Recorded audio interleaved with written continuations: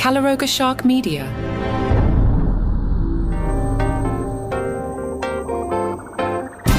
Just when I thought I was out, they pulled me back in. No, this is a different episode. This isn't Friday again. Hello, it's Saturday, and I'm Johnny Mac with your daily comedy news. So here's what happened in real life. I recorded Friday's episode, and then you have to do what's called the bounce, where it takes all the individual tracks and it shrinks it down, and then later I edit it. So during the bounce, it takes like a minute. I pulled out my phone, and I had a message from, it was a DM. You know who you are. Somebody from the Facebook group sent me a video by an artist called Crack Amigo. The title is Riyadh Money featuring Bill Burr. I had no intention 5 minutes ago of putting this in the script, but here in the video, I'm going to play clips. Now, most of these words said in this video, I want no part of. But as part of this ongoing topic of where are we with all these people, Crack Amigo went after these folks hard. There's a lot of photoshopping here. I'm staring at an image of Bill Burr wearing something that I'm not sure Bill actually wears. It's a sort of garb you might wear in a desert climate. The lyrics in Crack Amigo's video, very, very edgy, at times inappropriate. So I'm going to do many, many machete edits here just so you can get a feel of what's going on in the comedy community. You'll find this on YouTube if you want to watch it. Crack Amigo's Riyadh Money featuring Bill Burr, heavily edited by John. Yo, it's Billy Burka. Yo, we get Riyadh money, baby. Whoa, Chris Stefano. I had to let you know this festival might rest your soul. They colder than the Eskimos. The episodes you drop must not be making no sense. Guess the roast master general demoted to lieutenant. I'm the lord of this land. I'm evicting these Jew tenants who didn't expect Tommy Buns to take the Saudi funds. Probably for a Rolex he don't give the kids a mommy none. No. Aziz needs this. I'm rooting for him in the end. Cause how could you get canceled for being a horny Indian? Wow. I can't believe what I'm seeing is Pete Davidson. Made a lot of money, but I guess he ain't been saving none. Hey. Never forget. Well, I guess he forgot. Now he performing for the animals that took out his pops. Helen Lewis in The Atlantic wrote about going to actually see a show at the Riyadh Comedy Festival. Helen writes, the Louis C.K. gig was held in Riyadh's entertainment district, the Boulevard, a glorified parking lot that's also home to a WWE experience, an esports arena, and numerous stores selling comic book figurines.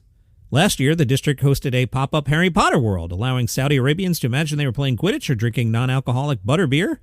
Skipping ahead to promote the comedy festival, the entire place was decked out with an expansive faux neon signs of ungrammatical menace, your laugh from this way, and ha ha ha, and statues of the festival's mascot, a giant smiling microphone with arms and legs.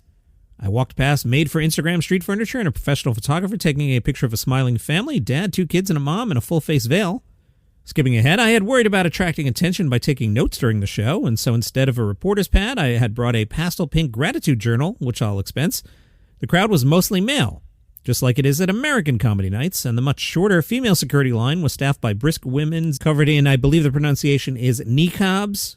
I was unfamiliar with the term. I'm looking it up here, a face veil covering the lower part of the face up to the eyes.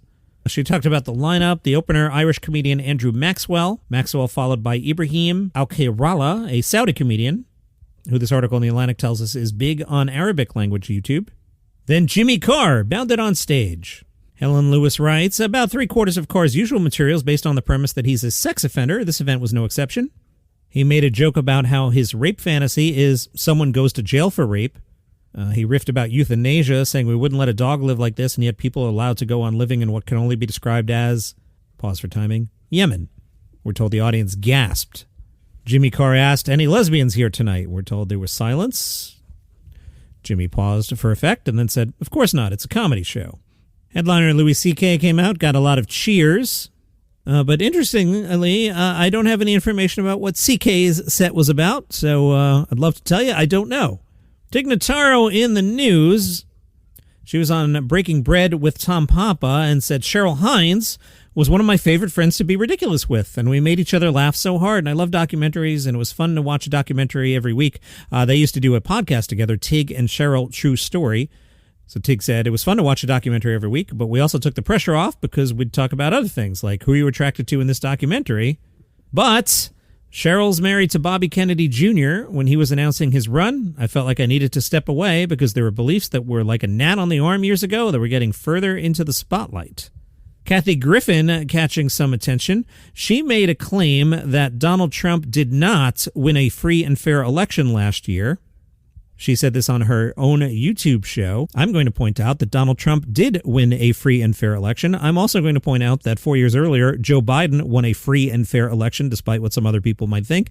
And 4 years before that, Donald Trump won a free and fair election. Texas Representative Troy Nehls was one of the 127 GOP lawmakers who objected to Arizona's electors during the Electoral College certification process in 2021. That was the election that Joe Biden fairly won. He was critical of Kathy Griffin's election denialism. He wrote on Twitter that Kathy Griffin is the face of Trump derangement syndrome. Right-wing account Libs of TikTok posted, Kathy Griffin is now denying the results of the 2024 election. I was told that denying election results is a threat to our democracy. Literally shaking right now. And that's just where we are in comedy right now. I know I've been super out of character political lately, but, hey, that's where we are. Currentaffairs.org talked to Gianmacro Soresi commenting on Tim Dillon. Dillon is starting to lose me as well. His episodes lately I find are less and less compelling. Gianmacro said, I think Tim Dillon, who half the time I get ticked off by what he does, there are other times he's the one who's willing to say something so critical, albeit in a roundabout way, that it gets him disinvited. I think there's a real honor in a comedian getting disinvited from the political thing and to go to the political thing and be so subversive or so critical that they do what Michelle Wolf did at the White House Correspondents' Dinner, where they canceled it the next year. I say put her in the Legends of Comedy because that's what you do. Now, maybe I'll be mistaken. Maybe one of these comedians will go to the Riyadh Comedy Festival and be so punchy that they put him in jail and it becomes a whole thing. And you know what? If that happens, I'll go, okay, touche. No, that did not happen. Furthermore, if they are subversive, if they do even one Khashoggi joke or one 9/11 joke, ultimately they're being used to present the government there as kind of chill and fun and engage with us. And there's nothing weird going on here. It's one thing to perform in a country, and it's another thing to be hired by the government as part of an explicit propaganda project. Gianmacro points out comedians were never meant to have this much money to begin with. The court jester was never supposed to have a chair next to the king. That's kind of where we're at. Listen, I want money. I live in a capitalist world. I want comforts.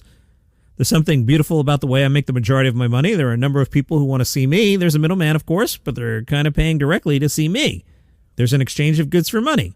In this particular realm, the government is using money so they can use your face for their own purposes. The show doesn't matter to them. You can bomb, you still aren't making a statement. They're using your face, and they've been using it for the past month to be like, hey, we're cool. Don't worry about those things we did. And speaking of money, here's how Johnny Mac makes a living.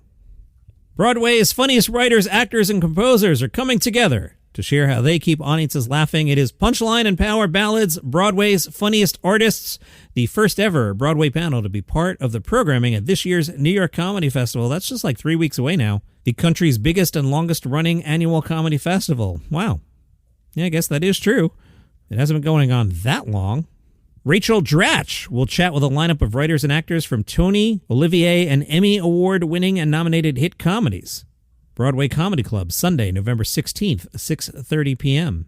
Adam Gilbert was asked the best comedy advice and the worst comedy advice he ever got. He said, best advice, probably the time Tim Northern said, let a joke take you places. I've thought about that phrase so much over the past decade. It's a great piece of advice.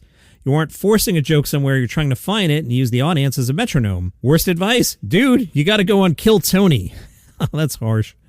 The Monty Pythons are fighting again. John Cleese said, very upset to see that Eric Idle is once again attacking Holly Gilliam. I want to make it clear that Michael Palin, Terry Gilliam, and I are totally satisfied with Holly's work. Holly, I guess, has been managing the company. Eric Idle commented, I don't think the company has been as well looked after as it might have been. I always want an older manager, someone who's wise and not related to Terry Gilliam. Wow. Idle said of John Cleese, we don't disagree about comedy. This is only about money. I mean, a fool and his money are easily parted. 6 of us much more quickly. Cleese has endorsed Holly's management, calling her very efficient, clear-minded, hardworking, and pleasant to have dealings with. And that is your comedy news on a Saturday. All right, meet you back here tomorrow.